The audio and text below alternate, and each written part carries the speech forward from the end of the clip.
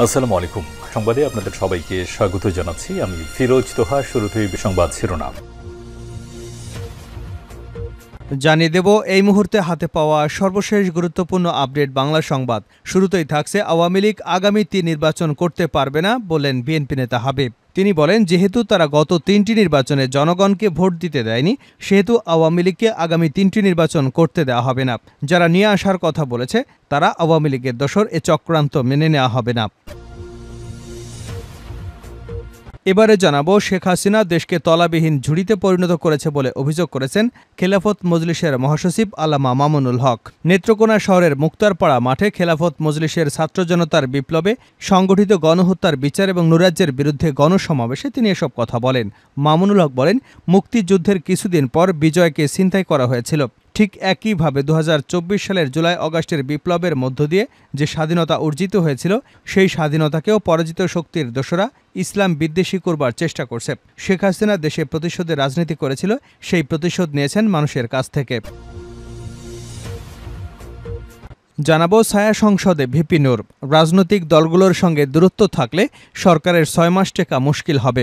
NGO মার্কা চেহারা দিয়ে রাষ্ট্র পরিচালনা সম্ভব নয়, তাই রাজনৈতিক ব্যক্তিদের পাশাপাশি অন্তর্বর্তীকালীন সরকার তাদের পরিধি বাড়িয়ে দল থেকে প্রতিনিধি নিয়ে একটি ইনক্লুসিভ সরকার গঠন করা উচিত। অন্যথায় রাজনৈতিক দলগুলোর সঙ্গে দূরত্ব থাকলে আমরা ২ বছর বললেও এ সরকার ৬ মাসও টিকবে কিনা মুশকিল হবে। এবারে থাকছে জাতিসংঘের প্রধান উপদেষ্টার ভাষণ, রাষ্ট্রকে অনন্য উচ্চতা দিয়েছে। জাতিসংঘের সাধারণ পরিষদের অধিবেশনে দেওয়া অন্তর্বর্তী সরকারের প্রধান উপদেষ্টা ড মোহাম্মদ ইউনূসের ভাষণকে অনন্য সাধারণ উল্লেখ করে সেটিকে অভিনন্দন জানিয়েছেন জাতীয় সমাজতান্ত্রিক দলের সভাপতি আসমা আব্দুর রব। তিনি দাবি করে বলেন, প্রধান উপদেষ্টার ভাষণ রাষ্ট্রকে অনন্য উচ্চতা দিয়েছে। এদিকে গুলশানে দুজনের গলাকাটা মরদেহ উদ্ধার, বের হচ্ছিল দুর্গন্ধ।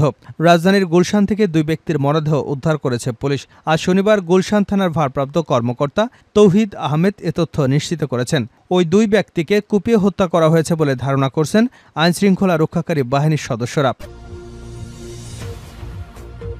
এবং সর্বশেষ জানাবো দুঃসংবাদ, হাসান নাসরুল্লাহর মৃত্যুর খবর নিশ্চিত করেছে হিজবুল্লাহ।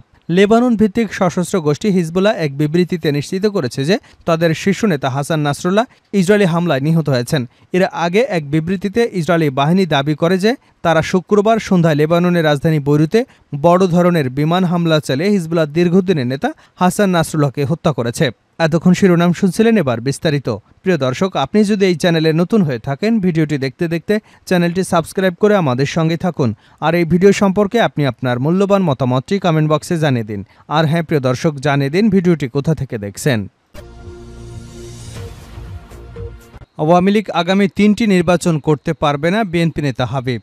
বিএনপি চেয়ারপারসনের উপদেষ্টা হাবিবুর রহমান হাবিব বলেছেন, আওয়ামী লীগ আগামী ৩টি নির্বাচন করতে পারবে না। যেহেতু তারা গত ৩টি নির্বাচন জনগণকে ভোট দিতে দেয়নি, সেহেতু আওয়ামী লীগকে আগামী ৩টি নির্বাচন করতে দেওয়া হবে না। যারা নিয়ে আসার কথা বলেছে তারা আওয়ামী লীগের দোসর, এ চক্রান্ত মেনে নেওয়া হবে না। রাতে রাজধানীর সেগুন বাগিচার একটি রেস্টুরেন্টে জিয়া সাংস্কৃতিক সংগঠনের ৩২তম প্রতিষ্ঠা বার্ষিকী উপলক্ষে এক আলোচনা সভায় প্রধান অতিথির বক্তব্যে এসব কথা বলেন তিনি। এ সময় তিনি আরও বলেন, এক শ্রেণীর সাংবাদিক এবং বুদ্ধিজীবীরা বলছে এ ছাত্র জনতার আন্দোলনে বিএনপির কোনো ভূমিকা বা অবদান নেই। আমি তাদের উদ্দেশ্যে বলতে চাই, ছাত্রদের আন্দোলন ছিল ৩৬ দিনের, কিন্তু বিএনপির আন্দোলন ১৭.৫ বছরের। আমাদের হাজার হাজার নেতাকর্মী বিগত সরকারের নির্যাতনে নিহত হয়েছেন, হাজার হাজার নেতাকর্মী পঙ্গুত্ব বরণ করেছেন। এ সময় তিনি বলেন, শুধু শিবির বা ছাত্র দল নয়, সবার ঐক্যবদ্ধ প্রচেষ্টায় আন্দোলন সফল হয়েছে। এ আন্দোলনে বিএনপি অফিসিয়ালি ছিল না, কিন্তু বিভিন্ন পর্যায়ে নেতাকর্মীদের অংশগ্রহণ ছিল। ব্যারিস্টার মাহবুবউদ্দিন খোকন বলেন, আওয়ামী লীগ ছাড়া, যুবলীগ ছাড়া সবাই এ আন্দোলনে ঝাঁপিয়ে পড়েছিল। এ আন্দোলনে একক কারো ক্রেডিট নেই। শেখ হাসিনা দেশকে তলাবিহীন ঝুড়িতে পরিণত করে পালিয়েছেন মামুনুল হক। খেলাফত মজলিসের মহাসচিব আল্লামা মামুনুল হক বলেছেন, শেখ হাসিনা দেশকে তলাবিহীন ঝুড়িতে পরিণত করে পালিয়েছেন। শনিবার নেত্রকোনা শহরের মুক্তারপাড়া মাঠে খেলাফত মজলিসের ছাত্র জনতার বিপ্লবে সংগঠিত গণহত্যায় বিচার ও নৈরাজ্যের বিরুদ্ধে গণসমাবেশে তিনি এসব কথা বলেন। মামুনুল হক বলেন, মুক্তিযুদ্ধের কিছুদিন পর বিজয়কে ছিনতাই করা হয়েছিল। ঠিক একইভাবে ২০২৪ সালের জুলাই আগস্টে যে বিপ্লবের মধ্য দিয়ে স্বাধীনতা অর্জিত হয়েছিল, সেই স্বাধীনতাকেও পরাজিত শক্তির দোসরা ইসলাম বিদ্বেষী করবার চেষ্টা করছে। শেখ হাসিনা দেশে প্রতিশোধের রাজনীতি শুরু করেছিলেন, সেই প্রতিশোধ নিয়েছেন সাধারণ মানুষের কাছ থেকে। তিনি আরও বলেন, স্বৈরশাসক হোসেন মোহাম্মদ এরশাদ গ্রেপ্তার হয়েছেন, কারাবরণ করেছেন, কিন্তু তিনি দলের নেতাকর্মীদের ছেড়ে পালিয়ে যাননি। বেগম খালেদা জিয়া একাধিকবার আন্দোলনের মুখে ক্ষমতা ছাড়তে বাধ্য হয়েছেন, কিন্তু তিনিও দেশ ছেড়ে পালাননি। জীবন মৃত্যুর সন্ধিক্ষণে দাঁড়িয়েও তিনি বছরের পর বছর অসুস্থ অবস্থায় নেতাকর্মীদের পাশে ছিলেন। শেখ হাসিনাকে নিজের তল্পি-তল্পা সহ বাংলাদেশ থেকে পালিয়ে যেতে হয়েছে। এই পালিয়ে যাওয়ার মধ্য দিয়ে শেখ হাসিনা ঐতিহ্যবাহী দলটি সারা দেশের মানুষের সামনে কলঙ্কিত করে তুলেছে। মামুনুল হক বলেন, সংখ্যালঘুদের উপর আওয়ামী লীগের যে নির্যাতন চালিয়েছে তার নজির ইতিহাসে পাওয়া কঠিন। আওয়ামী লীগ যেটা করত, রাতের আধারে কালনাগানি হয়ে সংখ্যালঘুদের সবল মারত, আর দিনের আলোতে তারাই আবার ওঝা হয়ে ঝাড়তে আসত। এভাবে নাটক সাজিয়ে ধর্মীয় সংখ্যালঘুদের নির্যাতন চালিয়ে তাদের বাড়িঘর দখল করে, তাদের ব্যবসা প্রতিষ্ঠান দখল করে। আবার তারা মায়াকান্না করে সংখ্যালঘুদের সহানুভূতি অর্জন করে তা হাতিয়ার হিসেবে ব্যবহার করেছে। এখন বাংলাদেশে শেখ হাসিনাও নেই, আওয়ামী লীগের রাজনীতিও নেই, সংখ্যালঘুদের উপর নির্যাতনের ঘটনাও নেই। রাজনৈতিক দলগুলোর সঙ্গে দূরত্ব থাকলে সরকারের ৬ মাসও টেকা মুশকিল হবে।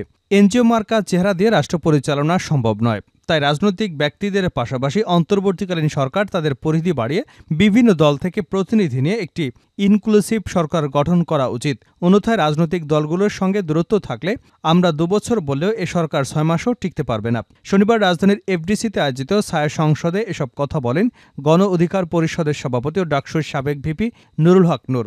ছায়া সংসদের সভাপতিত্ব করেন ডিবেট ফর ডেমোক্রেসির চেয়ারম্যান হাসান আহমেদ চৌধুরী কিরণ। সংস্থাটির আয়োজনে ছাত্র রাজনীতির শিক্ষার সুষ্ঠু পরিবেশের অন্তরায় শীর্ষক প্রতিযোগিতায় বাংলাদেশ ইউনিভার্সিটির বিতার্কিকদের পরাজিত করে মানারাত ইন্টারন্যাশনাল ইউনিভার্সিটির বিতার্কিকরা বিজয়ী হয়। প্রতিযোগিতায় বিচারক ছিলেন অধ্যাপক তাজুল ইসলাম চৌধুরী তুহিন, জসিন্তা জিনিয়া, সাংবাদিক সৈয়দ আব্দুল মতিন, শারমিন নাহার হীরাসহ আরও কয়েকজন। ভিপি নূর বলেন, ২ বছরের জন্য একটা জাতীয় ঐক্যমতের সরকার প্রয়োজন, যারা রাষ্ট্রের কাঠামোগত পরিবর্তন এনে একটি মানবিক রাষ্ট্র হিসেবে গড়ে তুলবে।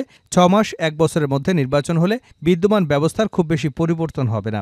এই সরকার একটি অরাজনৈতিক এবং বিপ্লবী সরকার। রাষ্ট্র পরিচালনা একটি রাজনীতি। অরাজনৈতিক ব্যক্তিদের দিয়ে পরিপূর্ণভাবে রাষ্ট্র পরিচালনা সম্ভব নয়। তিনি আরও বলেন, আওয়ামী লীগ এবং জাতীয় পার্টি সহ ফ্যাসিবাদী সরকারের সহযোগিতাকারী রাজনৈতিক দলগুলোকে আইন করে দেশে ১০ বছরের জন্য নিষিদ্ধ করতে হবে, যাতে এটি পরবর্তী প্রজন্মের কাছে দৃষ্টান্ত হয়ে থাকে। পতিত সরকারের আমলে ছাত্রলীগ যে সন্ত্রাসের রাজত্ব কায়েম করেছিল তার উপযুক্ত শাস্তি হওয়া উচিত।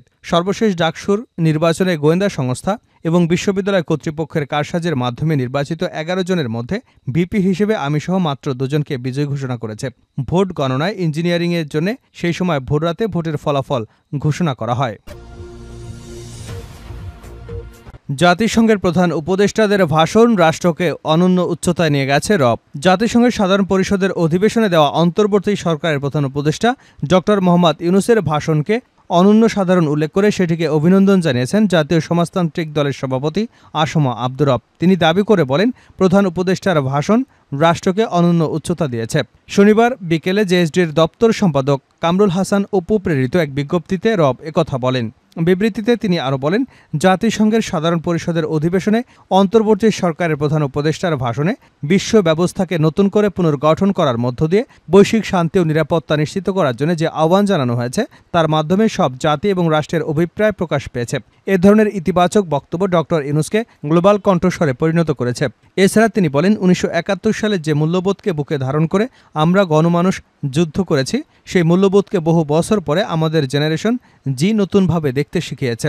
আমাদের এই অভ্যুত্থান আগামীতে বিশ্বের বিভিন্ন প্রান্তের মানুষকে মুক্তি এবং ন্যায় বিচারের পক্ষে দাঁড়াতে প্রেরণা যোগাবে। শেষ করছে আন্তর্জাতিক সংবাদ দেব। হাসান নাসরুল্লাহর মৃত্যুর খবর নিশ্চিত করেছে হিজবুল্লাহ। লেবানন ভিত্তিক সশস্ত্র গোষ্ঠী হিজবুল্লাহ এক বিবৃতিতে নিশ্চিত করেছে যে তাদের শীর্ষ নেতা হাসান নাসরুল্লাহ ইসরায়েলি হামলায় নিহত হয়েছেন। এর আগে এক বিবৃতিতে ইসরায়েলি বাহিনী দাবি করে যে তারা শুক্রবার সন্ধ্যায় লেবাননের রাজধানী বৈরুতে বড় ধরনের বিমান হামলা চালিয়ে হিজবুল্লাহ দীর্ঘদিনের নেতা হাসান নাসরুল্লাহকে হত্যা করেছে।